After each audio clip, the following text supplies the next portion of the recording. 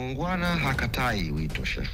Muungwana hakatai wito, ni bodi ya ligi wametuita. Kwa hiyo viongozi wengine wa kamati ya utendaji wataelekea leo bodi ya ligi asubuhi hii kwa ajili ya kwenda kusikiliza ambacho wametuitia bodi ya ligi. Sisi tumezungumza jambo hilo na tumeandika matakwa yetu kwenda sehemu zote ambazo zinahusika na mpira Tanzania.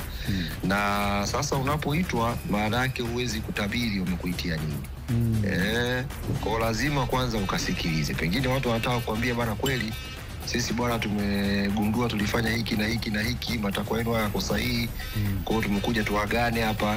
You never know. Kwa hiyo unapoitwa, cha kwanza nenda kasikilize. Na kwa kuwa umejikita kwenye barua yao, ajenda ikieleza ni kujadili yanayohusu mchezo namba 84 na wakasema ushiriki wetu ni muhimu kwa mustakabali wa klabu yetu, ligi na mchezo wa mpira wa miguu Tanzania kwa ujumla. Kwa hiyo tukasema twende tukasikilize. Kusikiliza sio vibaya, twende tukasikilize wametuitia nini siku ya leo. Kwa hiyo baada ya hapo sasa tutajua tulichoitiwa ni kitu gani na nini klabu ifanye. Lakini jambo moja la uhakika ambalo wanachama inabidi walifahamu, ile ambalo kamati ya utendaji waliliazimia kwenye tamko lao na yale matamko ya wanachama, hakuna hata moja iliyofutika. Yani hata nukta moja hakuna iliyofutika.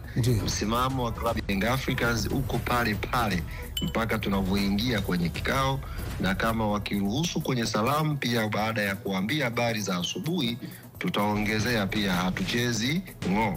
Yanga ni klabu ya mpira wa miguu, hatuna shughuli nyingine sisi. Yanga hatulimi, hatufanyi chochote, sisi ni klabu ya mpira wa miguu. Kazi kubwa ambayo tuweka hapa ni kucheza mpira wa miguu.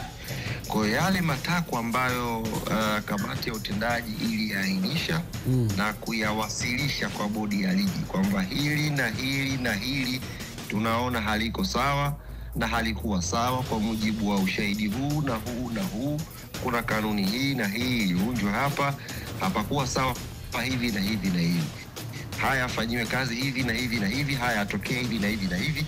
Hayo mambo yakisikilizwa na yakafanyiwa kazi, bila shaka yoyote, wala sina haja ya kuwa na kigugumizi, bila shaka yoyote mbungi itapigwa.